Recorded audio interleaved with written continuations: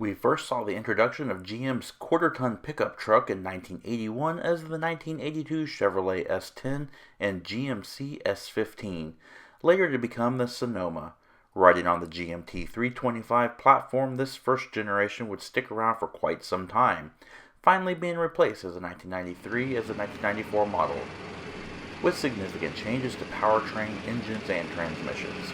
The new truck still rode on the tried-and-true GMT 325 platform, and after a 12-year run and the introduction of the newly styled Ford Ranger as its head-to-head competition, GM had to get the truck in the market ASAP, and as a result, the first 1994 models did not feature a major promised safety feature, a driver's side airbag. The 1995 model would add this, amongst other features, in the updated yet relatively unchanged truck.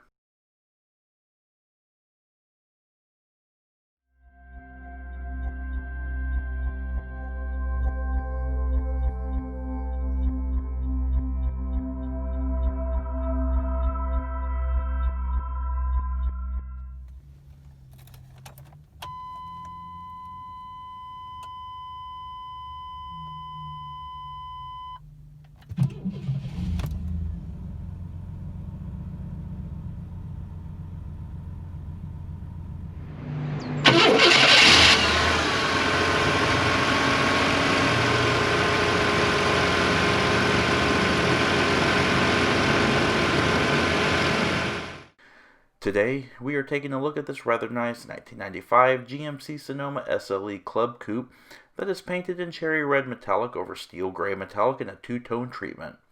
The interior isn't incredibly nice, as you will see, and is in medium smoke gray deluxe cloth. Normally, I would put pricing when new information here, but this has been hard to find. However, and for the most part, these trucks are priced between $13,000 and $20,000 when new.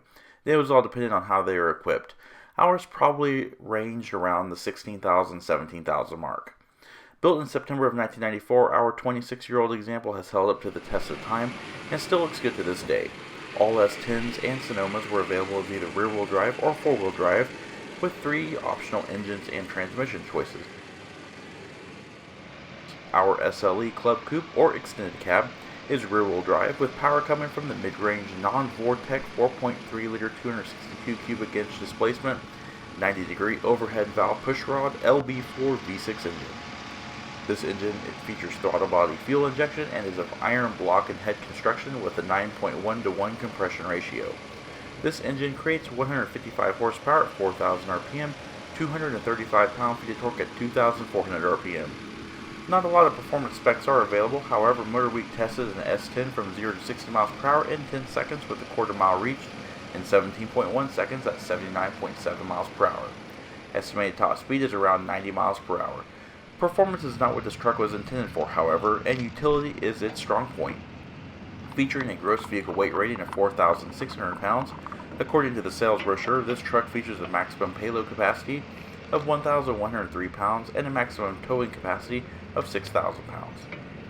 The Sonoma features a 20 US gallon fuel capacity and consumes 5.9 gallons per 100 miles driven, with an estimated total driving range of 340 miles.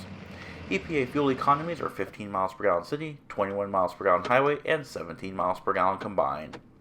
While a 5-speed manual transmission was standard, our truck features the 4-speed 4L60E automatic transmission with overdrive and low gear selection.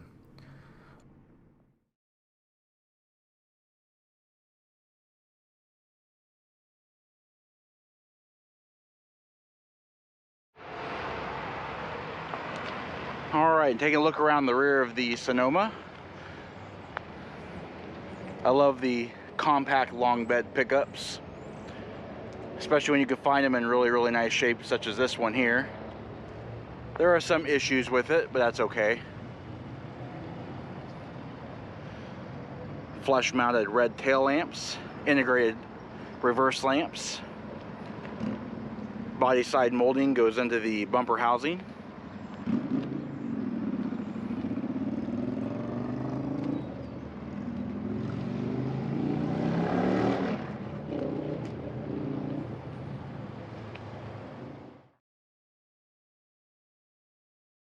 Along the profile, nothing exciting to see here. We just have a nicely proportioned extended cab pickup truck. The Sonoma sits on a 122.9-inch wheelbase with an overall length of 203.3 inches.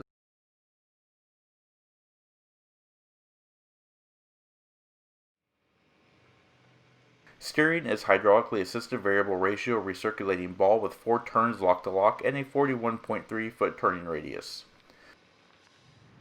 Wheels are 15-inch cast aluminum shod with P205/75 R15 tires.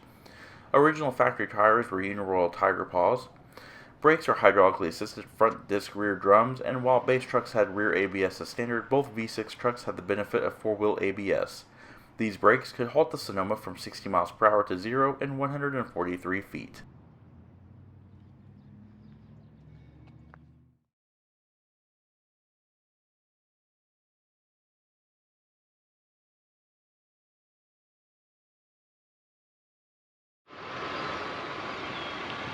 Alrighty, looking around the front of this 95 GMC Sonoma. As you can see, overall, for a vehicle of this age, it's in relatively really nice shape. There's a couple blemishes on it. Overall, it's pretty straight and true. The paint's in relatively good shape. Up here you have some issues, but that's okay, it's forgivable. I love the graphite grille treatment and front bumper treatment. Composite headlamps.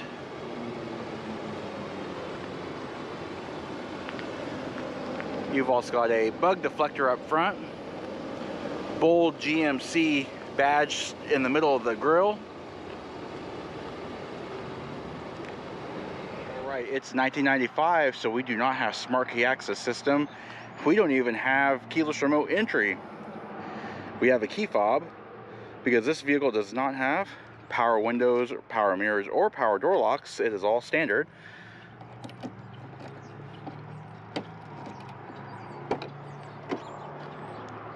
But opening the door reveals a very nicely preserved interior indeed.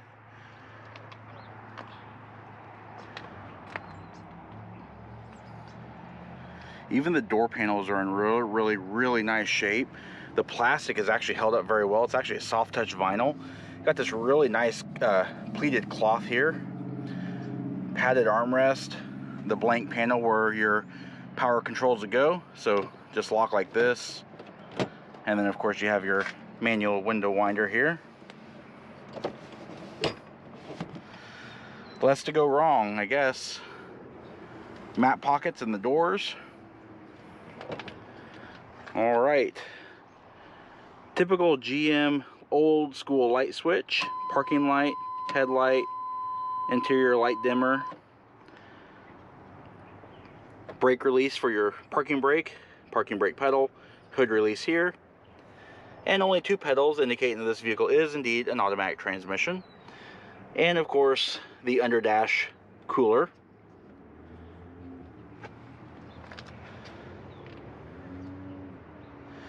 Alright, now let's take a look at some seat adjustments here. Manual adjust, of course, fore and aft. You also have your lumbar support here, which is a really nice feature, and your seat back recline. And taking a look at the seats, as you can see, twin bucket seats with a full center console, high adjustable head restraints. 2 different types of cloth. You have this more corrugated, more of a rougher pattern cloth here. It's still very soft. And down here you have more of that softer pleated cloth found on the doors. Overall, the seats are in incredibly nice condition.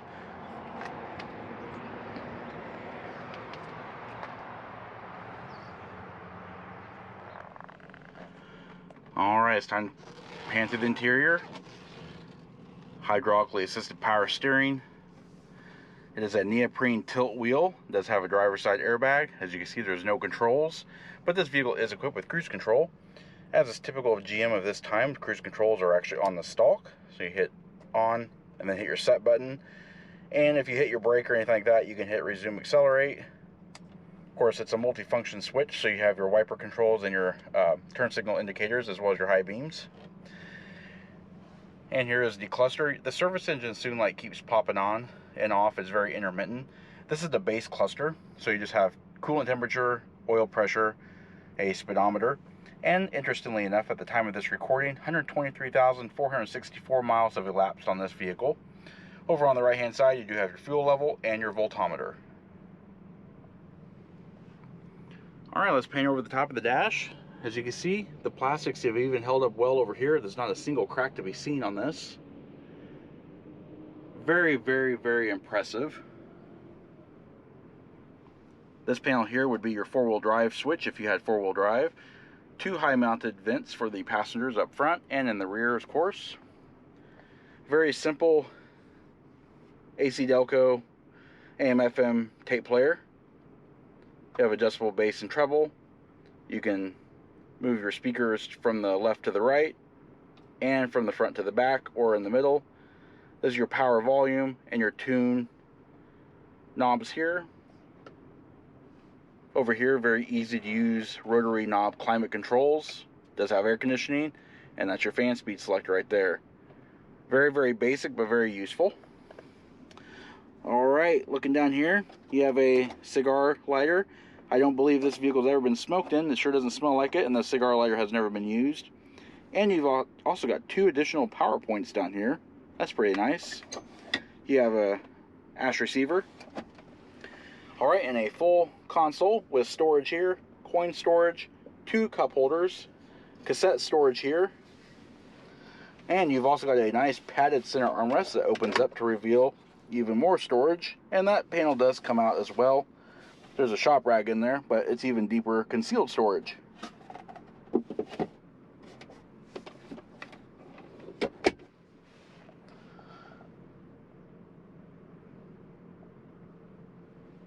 Overall, despite the utilitarian presence or appearance of this truck, it's actually still a very nice and comfortable place to be. Overhead, you do have a manually dimming rearview mirror, typical of GMs, but you do have integrated reading lights in the mirror housings down here.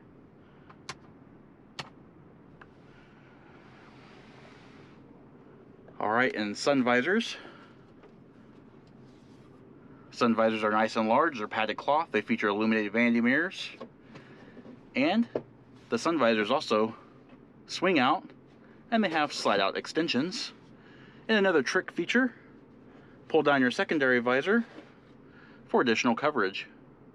A feature I think all cars should have. Alright, you have an overhead assist handle. It's not dampened because it's fixed in place. And a quick look inside the glove box. No passenger side airbag here. You do have cup holders here, a vent extension, relay access, and of course all of the owner's manuals are in here. There's your air vent, an additional air vent there. Alrighty, let's talk about getting in the back seat. As you can see, it is an extended cab pickup truck with that rear window. So there is rear seating. It is not a bench seat, but it is more of a jump seat. And accessing it through the driver's side is a little bit more tough than the passenger side simply because of this. The seat back folds forward, but the whole seat simply will not move forward. But let's take a real quick look back here before we go into the seats. You can see where they are. They're jumper seats. But from a utility standpoint, there's a ton of cargo space back here. And rear seat passengers, even though they're not very comfortable back here, they do have small cup holders. I've already taken the time to unwind this, but underneath this panel here is your jack and tools.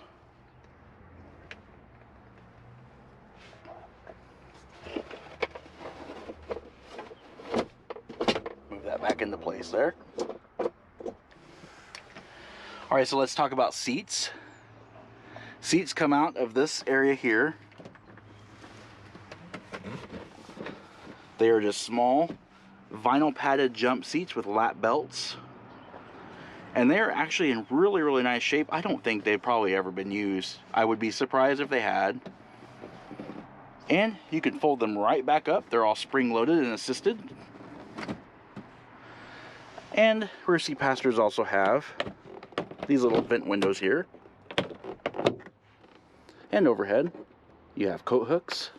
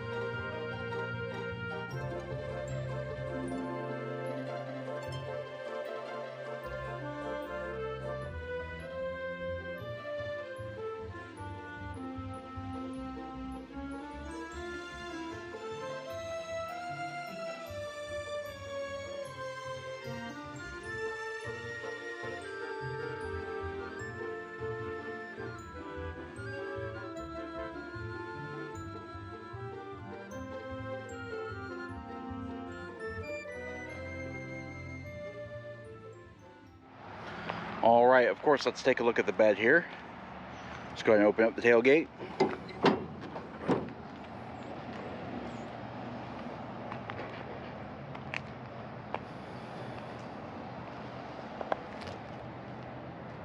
Aftermarket drop-in bed liner by Future-X. And in this clip, we'll put in all the bed dimensions and all that kind of thing.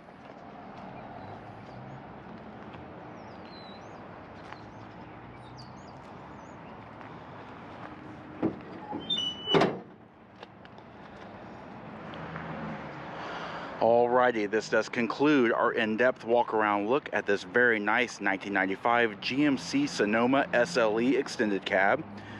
If you like this blast from the past and trip into time, please feel free to comment down below. Also, don't forget to hit the like button and subscribe, and check out our Facebook page at facebook.com/neighborhoodcarreviews and Instagram at BrentSoJ1.